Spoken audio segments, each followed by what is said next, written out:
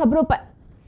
एक तरफ जहां पूरी दुनिया कोरोना महामारी से उलझ रही है, तो दूसरी तरफ चीन अपने नए अंदाज में नजर आ रहा है, जिसको लेकर हमेशा के लिए वो सुर्खियों में बना रहेगा।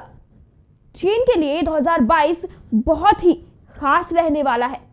तो वहीं बीजिंग विंटर ओलंपिक से लेकर राष्ट्रपति शी जिनपिंग के तीसरे कार्यकाल तक ये बात साफ है कि चीन पूरे साल लाइमलाइट में बना रहेगा। बता दें कि चीन में कोरोना वायरस को आए 3 साल पूरे हो गए हैं। यहीं से ये बीमारी पूरी दुनिया में फैली है। शी जिनपिंग तो तभी से देश से बाहर भी नहीं निकले हैं। अब इस नए साल में देखना यह होगा कि चीन के प्रति दुनिया कैसा रुख अपनाती है। इस समय चीन का अमेरिका, भारत और ताइवान सहित दुनिया के कई देशों से विवाद चल रहा है। चीन के प्रति दुनिया की नाराजगी कम होने के बजाय लगातार बढ़ ही रही है। भारत के साथ सीमा पर तनाव चल रहा है, तो ताइवान को डर है कि चीन उस पर कभी भी हमला कर सकता है। चीनी राष्ट्रपति ने हाल ही में ताइवान के मुख्य चीनी भूमि में एकीकरण को लेकर कई बयान दिए हैं, जिससे इस बात की आशंका और बढ़ गई है। चीन के अब उन 5 कारणों के बारे में जान लेते हैं, जिसकी वजह से चीन नए साल में भी सुर्खियों में बना रहेगा। दरअसल कोरोना वायरस महामारी के बीच बीजिंग विंटर ओलंपिक की शुरुआत फरवरी महीने से हो रही है। इस दौरान पूरी दुनिया की नजर चीन पर बनी रहेगी। इस कार्यक्रम में दुनिया के कई देश हिस्सा ले रहे हैं। इसके बाद बीजिंग समर और विंटर ओलंपिक दोनों खेलों की मेजबानी करने वाला पहला शहर बन जाएगा।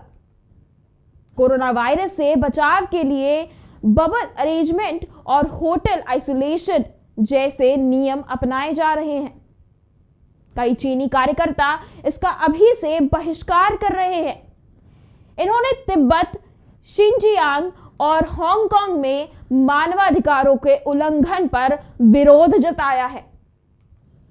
हाल ही में चीन की टॉप टेनिस खिलाड़ी पेंग शुआई के गायब होने का मामला भी सुर्खियों में है, जिन्होंने सरकार के अधिकारी पर यौन शोषण का आरोप लगाया था, जिसके बाद कई देशों ने इसके बहिष्कार की घोषणा कर दी। कोरोना वायरस के पहले मामले से लेकर पहली लहर तक सब कुछ चीन से ही शुरू हुआ है, लेकिन चीन ने लॉकडाउन और बड़े स्तर पर जांच करने सहित तमाम तरीके अपनाकर बीमारी को नियंत्रित कर लिया। चीन को बाकी देशों के मुकाबले कोरोना वायरस से बहुत कम या ना के बराबर ही नुकसान उठाना पड़ा है। उसने जीरो कोविड रणनीति का पालन किया है। इस नए साल में देखना यह होगा कि चीन अपनी रणनीति में कोई बदलाव करता है या फिर नहीं।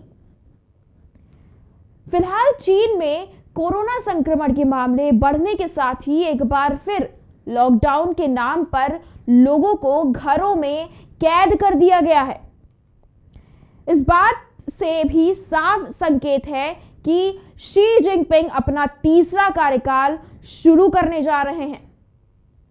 वह चीन की सत्तारूढ़ कम्युनिस्ट पार्टी की 20वीं राष्ट्रीय कांग्रेस के दौरान इसकी शुरुआत करेंगे। शी पहले ही चीन में राष्ट्रपति पद की सीमित अवधि को समाप्त कर चुके हैं। उनके नेतृत्व में पार्टी ने कला और संस्कृति से लेकर स्कूलों और बिजनेस तक समाज के सभी क्षेत्रों पर अपना नियंत्रण मजबूत कर लिया है। सार्वजनिक रूप से सरकार के खिलाफ उठने वाली हर आवाज दबाई जा रही है। अब तो सरकार ने लोगों के निजी जीवन में भी दखल देना शुरू कर दिया है। शी ने लोकतंत्र, प्रेस की स्वतंत्रता और न्यायिक स्वतंत्रता के खिलाफ एक तरह का वैचारिक युद्ध छेड़ा हुआ है। दुनिया की दूसरी सबसे बड़ी अर्थव्यवस्था वाले इस देश के लिए नया साल नई चुनौतियां लेकर आया है। चीन इस वक्त ऐसी परेशानियों से जूझ रहा है जो 2022 में अर्थव्यवस्था की बढ़त पर असर डाल सकती है। इनमें कोविड लहर से लेकर सप्लाई चेन में व्यवधान तक के संकट शामिल हैं। हालांकि चीन में 2021 में आर्थिक बढ़त देखने को मिली है। कई अर्थशास्त्रियों ने लगभग 7.8% का अनुमान जताया है, लेकिन 2022 में कहानी 2021 से अलग होगी। प्रमुख बैंकों ने अपने विकास दर अनुमान को घटाकर 4.9% से 5.5% के बीच कर लिया है। अगर ऐसा होता है तो इस साल 1990 के बाद दूसरी सबसे धीमी विकास दर रहेगी। दुनिया के कई देशों के वैज्ञानिकों और नेताओं ने कोरोना वायरस महामारी के लिए चीन को जिम्मेदार ठहराया और कहा कि वायरस यहीं से पूरी दुनिया में फैलना शुरू हुआ है। इन्होंने कहा कि वायरस को चीन के वुहान की लैब में तैयार किया गया था, जहां से लीक होकर यह दुनिया में फैल गया। आरोप यह भी है कि चीन की सरकार ने वक्त पर दुनिया को इसकी जानकारी नहीं दी और उसके नागरिक दुनिया भर में घूमते रहे, जिससे वायरस भी फैलता रहा। इससे दुनिया के सामने चीन की छवि को काफी नुकसान पहुंचा है। इस छवि को सुधारने के लिए चीन ने मदद के नाम पर देशों को मास्क, मेडिकल उपकरण, दवा और वैक्सीन की सप्लाई की है। लेकिन सबसे बड़ा सवाल यही रहा कि चीन ने कैसे वायरस को नियंत्रित कर लिया, जबकि अमेरिका और ब्रिटेन जैसे अमीर देश सभी उपाय अपनाने के बावजूद वायरस के कहर को रोक पाने में नाकाम रहे हैं। पिछले साल फ्लू द्वारा किए गए सर्वे में बड़ी संख्या में 17 देशों के लोगों ने चीन के बारे में व्यापक रूप से नकारात्मक विचार रखा है। जापान में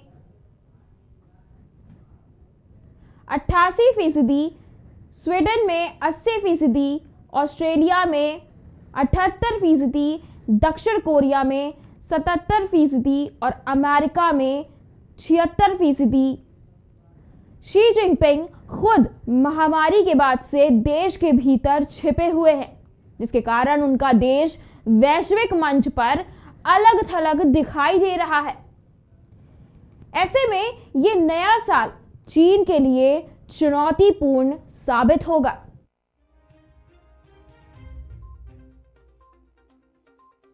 The most since January this year.